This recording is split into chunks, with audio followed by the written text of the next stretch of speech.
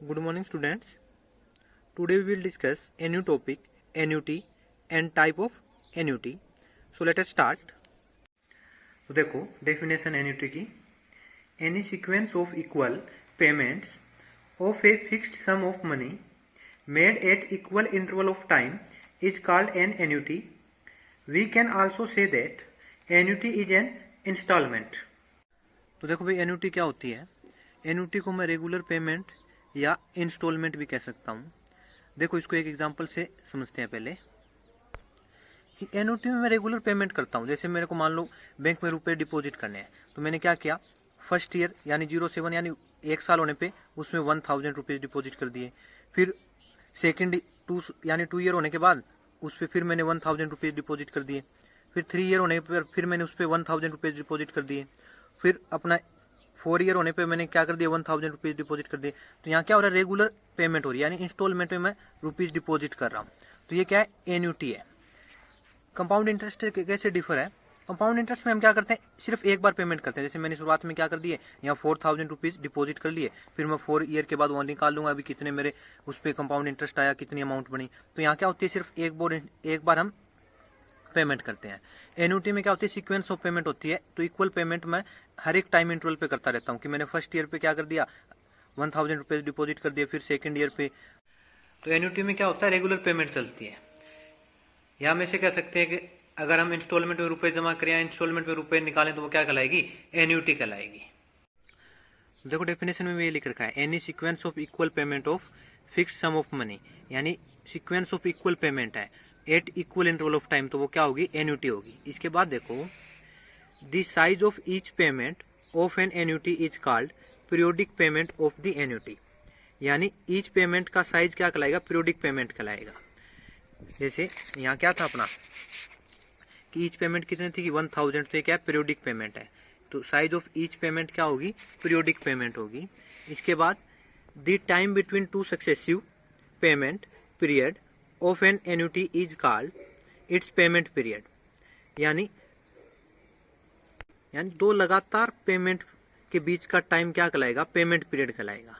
यानी अपने दो लगातार पेमेंट किए उनके बीच का टाइम क्या कहलाएगा, पेमेंट पीरियड कहलाएगा. इसके बाद देखो, the total time from the beginning of the first payment period to the end of the last payment period is called the term of annuity. Term क्या होगी कि फर्स्ट पेमेंट पीरियड से लेकर last payment period के बीच का total time क्या कहलाएगा, term कहलाएगा एन्युटी की. Now types of annuities. अब टाइप्स ऑफ एन्युटीज पढ़ेंगे. फर्स्ट में क्या है, on the basis of their term, यानी टर्म के बेसिस पे हम टाइप्स ऑफ एन्युटीज पढ़ेंगे. 3 टाइप्स होती है यहाँ पे. फर्स्ट टाइप क्या है, annuity certain, second annuity contingent, और थर्ड क्या है, परपेचुअल एन्युटी. तो सबसे पहले देखो annuity certain. An annuity payable for a fixed number of interval of time is called annuity certain. तो एन्युटी सर्टेन क्या होगी, यहाँ fixed number of interval of time होगा. जैसे एक व्यक्ति अपने अकाउंट में अगले 10 साल तक हर एक साल 2000 रुपए जमा करवा रहा है, तो क्या है यहाँ पे fix number of interval of time है, तो वो क्या हो जाएगी, एन्युटी सर्टेन हो जाएगी. इसके बाद देखो annuity contingent. An annuity in which the payment are to be made till the happening of some specific event, यानी यहाँ पेमेंट कब तक चलती रहेगी, जब तक कोई ना कोई स्पेसिफिक इवेंट ना हो जाए.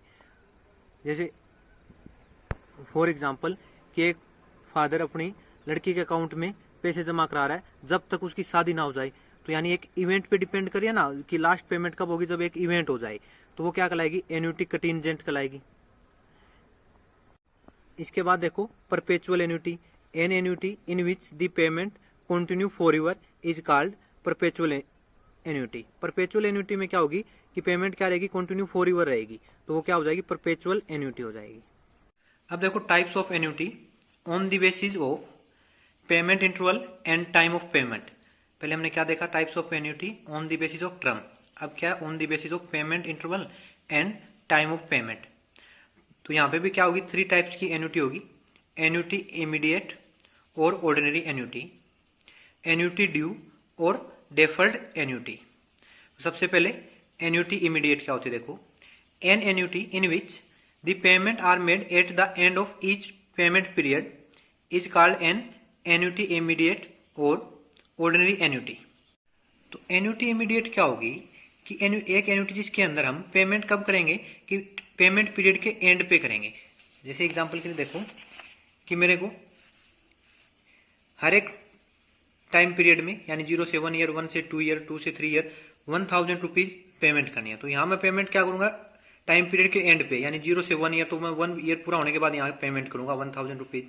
फिर 1 से 2 ईयर यानी यहाँ दूसरा सेकंड टाइम पीरियड है, यहाँ पे पेमेंट क्या होगी जब 2 ईयर कंप्लीट हो जाएंगे। फिर 2 से 3 ईयर ये थर्ड टाइम पीरियड होगा, तो यहाँ पे 3 ईयर होने पे क्या करूंगा मैं पेमेंट करूंगा। फिर होती है एन्युटी ड्यू।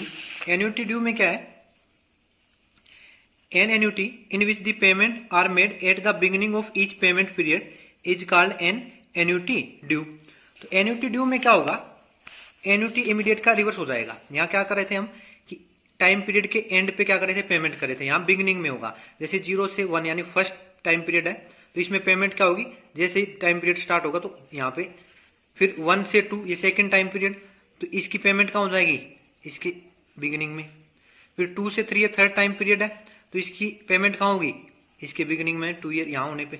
तो इसमें क्या होता है कि हर एक टाइम पीरियड के एंड में क्या होती है पेमेंट होती है, तो वो होती है एन्युटी इमीडिएट और ऑर्डिनरी एन्युटी। और एन्युटी ड्यू में क्या होता है कि हर एक टाइम पीरियड के बिगिनिंग में क्या हो जाएगी पेमेंट हो जाएगी। अब थर्ड टाइप देखो, deferred annuity. An annuity which is payable after a lapse of specific number of period is called deferred annuity. तो डेफर्ड एन्युटी में सबसे पहले देखो डेफर्ड क्या होता है। डेफर्ड का मीनिंग होता है इन फ्यूचर। तो डेफर्ड एन्युटी को एक एग्जांपल से समझते हैं कि मान लेते हैं हम कुछ एक इन्वेस्टमेंट करते हैं, तो इसकी मेरे को जो एन्युटी रिसीव होनी स्टार्ट होगी वो एक सर्टेन पीरियड के बाद रिसीव होनी स्टार्ट होगी। एन्युटी रिसीव होना मतलब उसकी पेमेंट मेरे को रिसीव होनी स्टार्ट हो जाएगी वापस।